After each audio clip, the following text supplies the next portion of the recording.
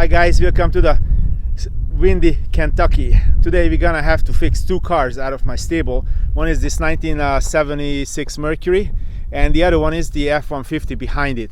So both of them have a little trouble.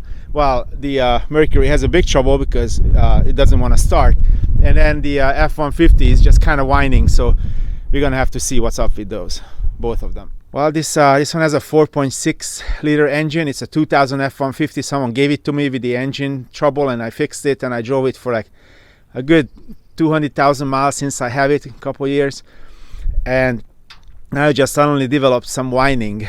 So I wanted to ask if it needs some cheese with the whine, but it didn't answer. So let's see what's possibly wrong with it. Well, let's look underneath. What can we see here? This hood is made out of aluminum, so it's already started to oxidize a little bit, but there's not too much rust on this truck. It came from Texas. And I had this engine out. I changed the timing chains, the chain guides, and all kind of pulleys and everything. So it was not all that long ago, and I put a new Motorcraft alternator in it, thinking that a factory part would be better than some Chinese aftermarket. So, well, let's turn it on and try to listen to it.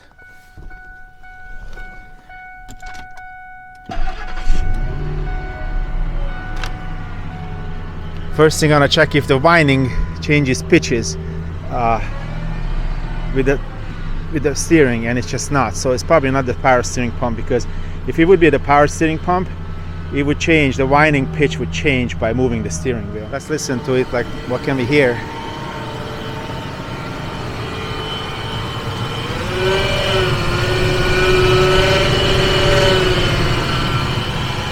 Sounds like it's coming from the alternator. I don't know. Well, I'm gonna stop it, take the belt off, and see if we can turn these components, and maybe we can figure it out.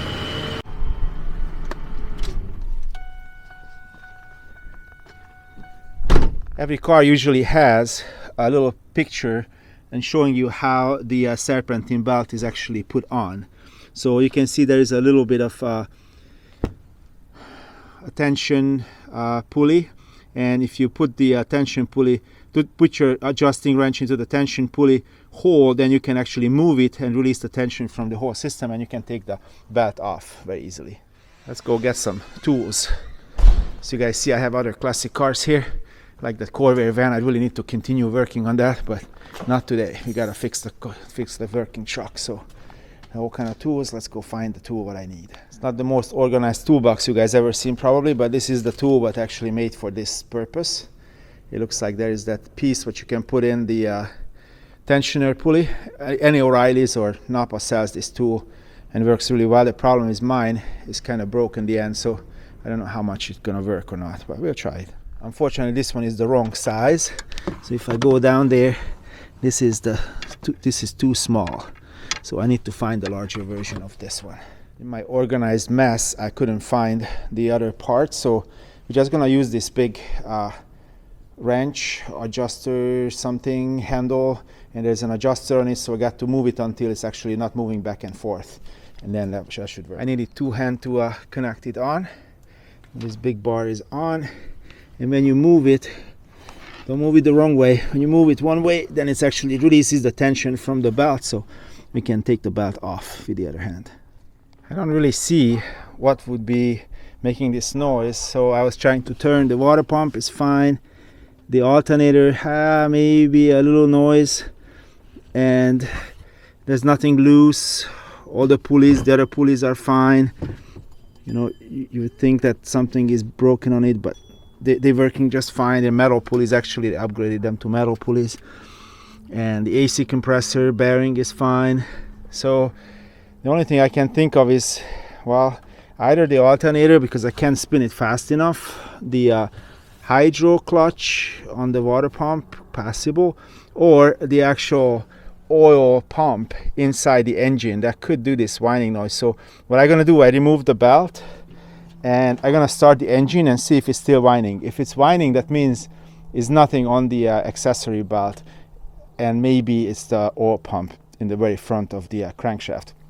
But the belt looks good, so this would eliminate the possibility that maybe one of these bearings are failing in one of these components out in this accessory package. So alternator, water pump, AC, or the power steering pump. So let's start it up and see if the noise is still existing.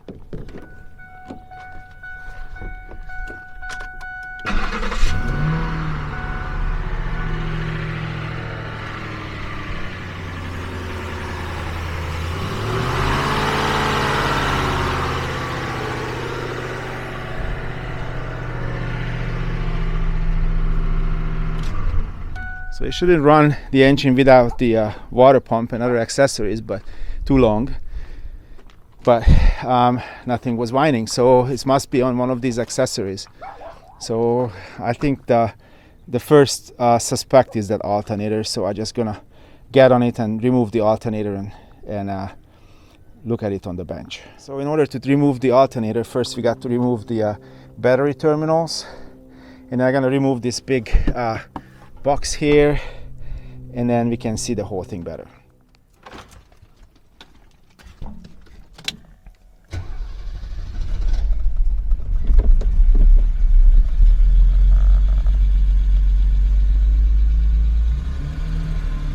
This car always starts very nicely.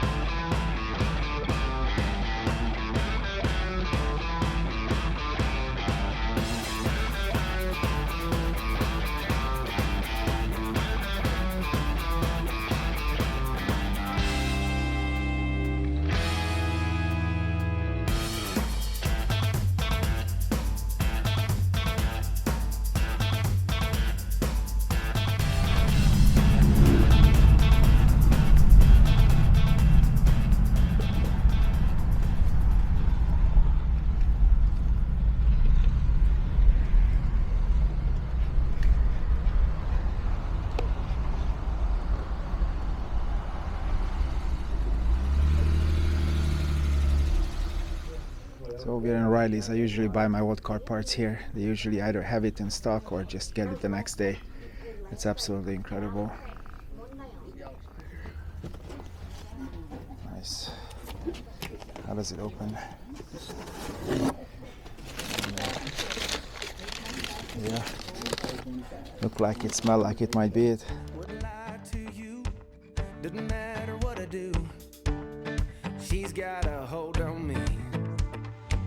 She knows how to drive a truck, but she lets me pick her up when we're going dancing.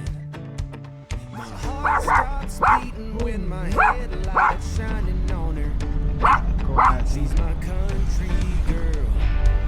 I couldn't tell you what she's doing with me. She's so damn out of my league.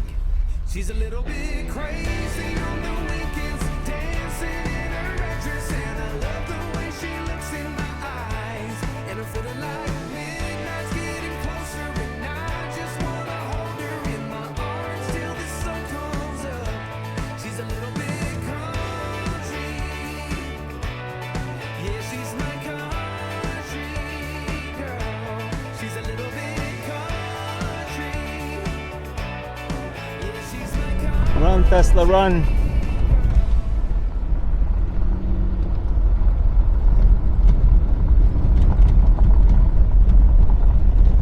Well, another day passed by, and I put the F-150 into the garage.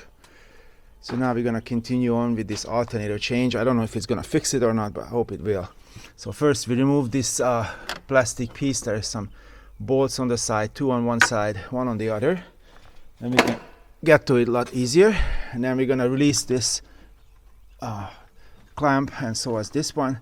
There is an electrical connector here. And you gotta be very careful. There are 2 rubber pieces here. One's this one, one's underneath for the PCV setup. So you gotta make sure that you're not gonna break those. Unfortunately, this is really cracked and bad, so I'm gonna go to Napa and buy another one, another elbow. And then we can remove this one piece. I need the 2 hands for that. So in order to see it better, I have the new alternator here.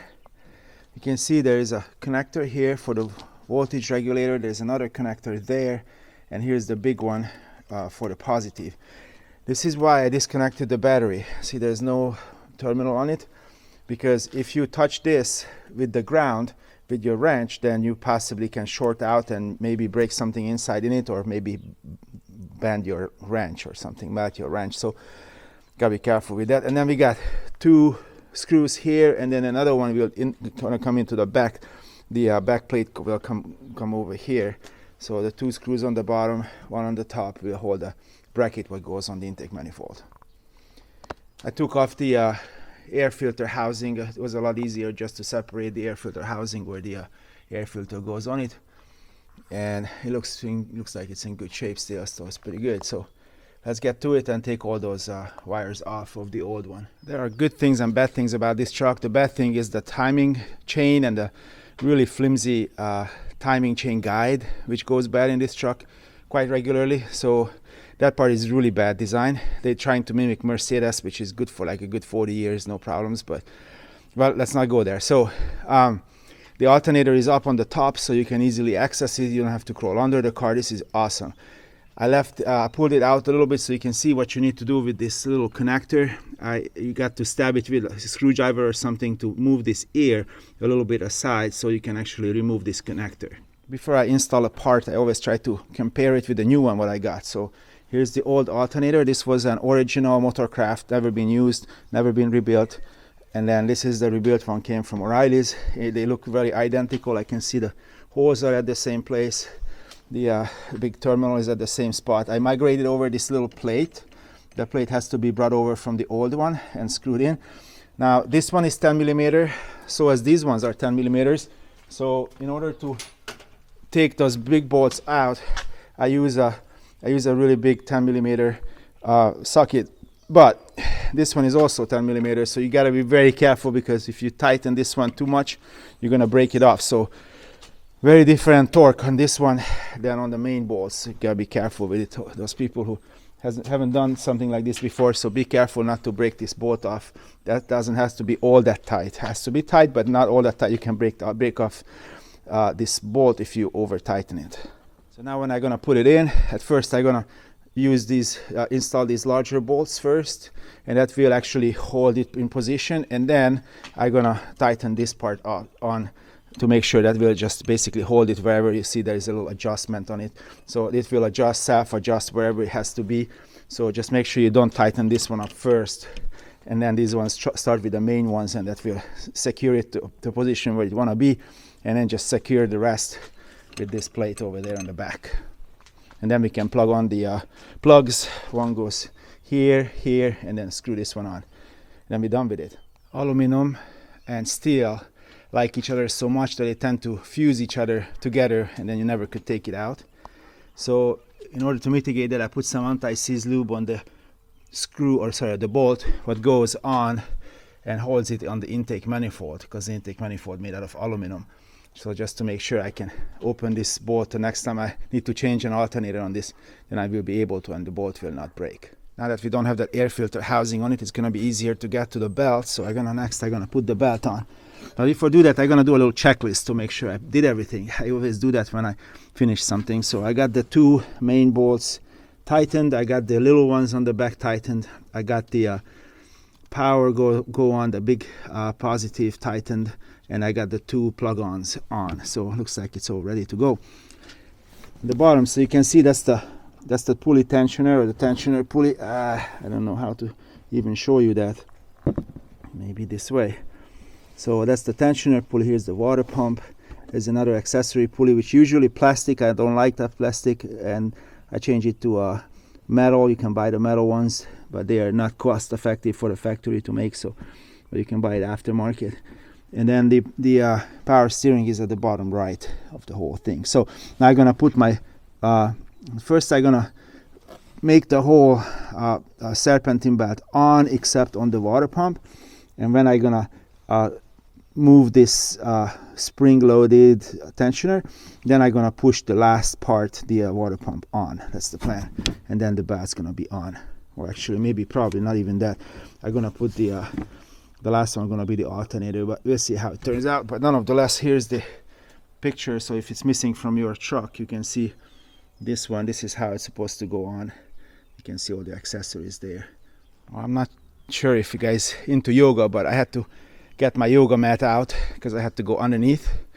So on this side, the passenger side, there's an air conditioning compressor, and I think that's the best way to do this for me is to start there. So at first I looped the belt and pushed it through between the pulley and the tensioner pulley, and then went down and started at the air conditioning compressor, and then from underneath I was able to put it over the crankshaft pulley and then the power steering pulley. So now it's all loose and the alternator is not in the picture yet. So once I release the tensioner, then I can just move it up and put it over the alternator. So got to be careful that all the grooves are actually matched and the belt is not halfway on right before you start it. Well, this thing is a bad idea because this is too far. So you really need to use the proper tools. I have a little exchanger which makes the smaller to a larger one. If I can get that thing there so you can see how it moves. So you can push it. You can see it's moving, I hope. And then that's how we can put the belt on. So the belt is on very nicely. The main importance is that it doesn't stick out. So if you look at it, this will remain flat here. So if the belt would be over, that would not be a good thing. Make sure you check all your pulleys, make sure the belt is all on properly, and then you can remove this tool and this part of the job is done. I had to lift up this truck a little bit. Usually I do it on the lift, but there is a nice Corvair van is waiting for better days on the lift right now. So I lifted up the passenger side. The drain plug is on the the driver's side. The drain plug is on the passenger side. Don't trust your your jack. Your jack could collapse, so always use a jack stand. Make sure the jack stand is on a solid ground so it wouldn't eat itself into the grass or something, and then the whole thing would fall on you. So it's about time to release that drain plug and then get the oil out of it. Best time to do this when the engine is warm, to make sure that it will burn your hand. But if you look at it, it's up there. Make sure the engine is not running. I had some friends who lost their engines because the Jiffy Lube people changed it while the engine was running. Crazy. So there's the little bolt on the right side. So yeah, that's what we need to remove. But when I put my socket there to remove it, it promptly fell out of my hand right into the old oil. So I can start cleaning it up.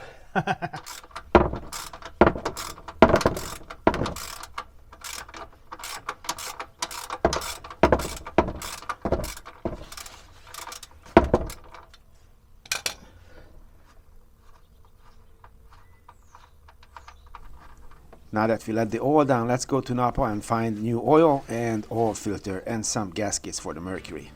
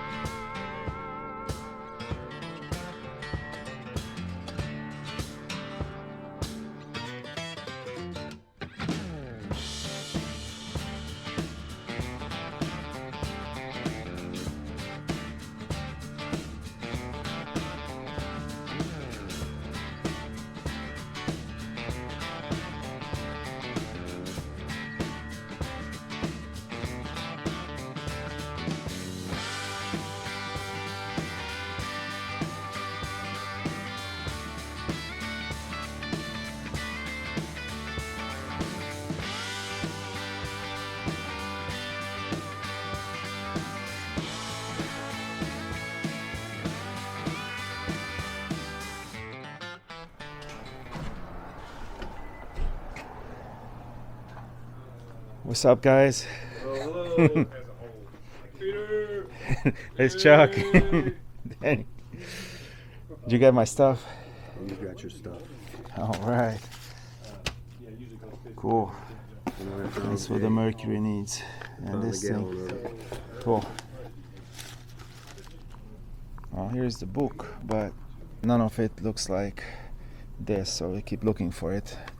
There is one what was it's calling for, but it's too small, so we'll find one. A long weekend passed by, so I had to go down to the Dominican Republic with a bunch of tourists. So now the way we're gonna continue it is gonna put the plug back in and then change the oil filter on it. Here's the oil filter I got from Napa. This one is actually covered here because there was no box with it, so they're saving the box, I guess.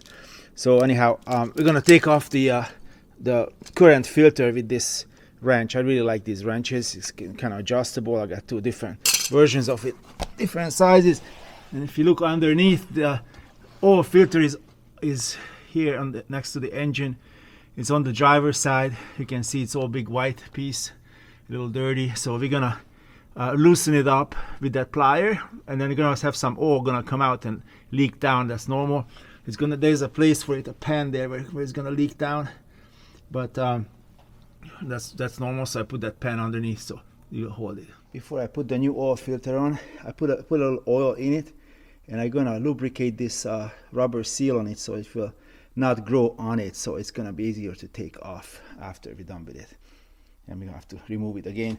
I really like this original filter, but right now I couldn't get one, so we're probably gonna shop around. I'm just gonna use this Napa one for the time being. When we're gonna put this on, we're gonna try to be really careful not to cross thread it, and then when it went on, we're kind of gonna tighten it up real good and then back it a little bit. And definitely do not use any pliers for that, just your hands. I forgot to mention one more thing, that I usually use a little paper towel or rag to clean off the surface before I put on the oil filter, and I'm really trying to be really careful not to touch anything with that oil filter to make sure it's not gonna get dirty, because the engine is very sensitive for any kind of dirt. Next to the oil filter is the oil pressure sending unit. It's kind of hard to go under and do this at the same time. The problem is that the securing pins or that securing clip is long gone, so this thing is keep falling off. So we're gonna clean it off a little bit, and I'm probably gonna glue it on somehow. So with some sort of glue, what would actually let it come back out. So this is the next thing I'm gonna do on it. Yeah, it looks pretty ugly, but it's gonna work. So I put a bunch of these caulking on it and hoping it's gonna keep it in there for a while. I think I need to find another one of these connectors, and then this way I can remove it if it becomes necessary. Now we're gonna get the used oil out from underneath, let the truck down and fill it up with new oil. Make sure that when you're trying to check the level and anything, make sure the whole truck is level. So that's why I didn't put oil in yet, because I want to see how much there is in it. So first I'm gonna take the oil out, lift it up, take the jack stand out, and then fill it up with oil. This is how I recycle the oil, or practically I collect it in this old big 5-gallon jug and then take it back to O'Reilly's, and then they recycle it. So every engine has a place where you put the oil in. Be careful, because there's all kind of places where you can put stuff in. Don't do the wrong one. The modern cars, usually they have the symbol like an oil can, and then you can find that, and then there is the type of oil you need to put in. Now if you start putting in without a funnel, you may be lucky, may be good, or maybe you're just gonna spray it all over it, so some may actually gonna go into the engine. So I would recommend to use a funnel, and then use that funnel to properly put the right amount of oil in it. If you put too much oil in it, it's not good. If you put too little in it, that's not good either. Just in case you didn't know, the oil cans actually have an offset lid, and the reason for that is because if you start putting it in like this, it's gonna make a big glug glug glug sound, and then the oil gonna go everywhere. But if you be careful and you do it this way, then the air gonna be able to get into the top of the little oil can, and then it's just gonna go continuously flow into wherever you put it in.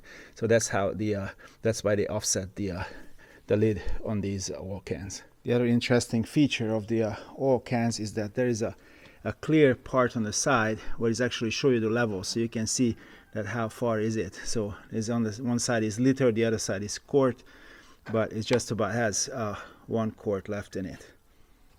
I was able to find new elbows, actually the whole pipe section on eBay, and it was like totally new stock Ford stuff. So until it gets here, I'm just gonna use this I don't know, it's probably some sort of fuel line. I'm gonna try to substitute that with this, and then to make sure it doesn't leak until I get the proper elbow you know, what's coming on in the mail. So next thing I'm gonna do is I'm gonna put the whole thing together, this air filter housing and everything, so we can start the engine, and then we can check how much oil we put in so far. So when you start the engine, it's gonna fill up the oil filter, and it's gonna get everywhere. Then we're gonna stop the engine, let it settle, and then when it's settled, we can actually check how much oil we still need to put in. I don't want to overfill it. So I put everything back on. I tighten this strap. I also put that electric connector back in, and there is one more underneath. You gotta make sure that that one is actually pushed in very well as well. And then now I can put that cover back on, what will advertise how big or small this engine is. And I'm gonna put those little bolts in it, and then we're gonna replace the lid, the oil fill cap, because this is a pressurized area, so I want to make sure it's not gonna spray oil everywhere. Everything is back on, battery terminal connected. Make sure we have oil in it. So let's go and try to start it, see if it starts, and also we want to hear it if the whining noise been taken care of by replacing this alternator. So when we start a car after changing the oil, we really want to look at the oil pressure and do not add any gas until the oil pressure is up, and then a little bit of more time has to elapse until the oil gets everywhere and it's all fine. So we're gonna start it and see if we have oil pressure. It's gonna take a little while to come up, and we're also gonna try to listen to it, see if it's still whining or not.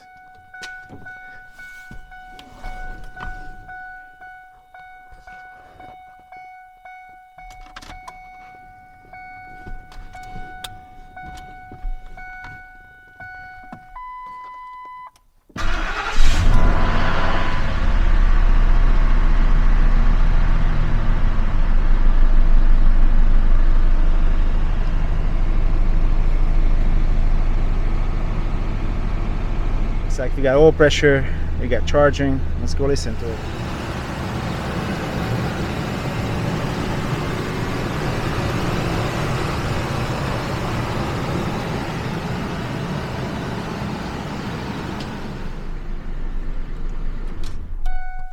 All right, I'm very pleased with it. Doesn't make any kind of sound. So now we're just gonna wait until the oil settles a little bit and we check the level.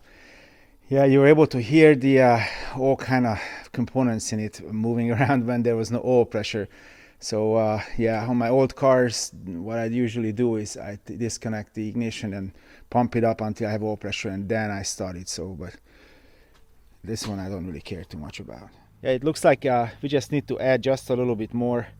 I plugged it in, I removed it, and then cleaned it, and I plugged it back in again. It's really hard to put that on video, but it's actually at the lower level right now, so we're gonna have to add a little bit more to it. Well, one is done, so let's do work on the next one.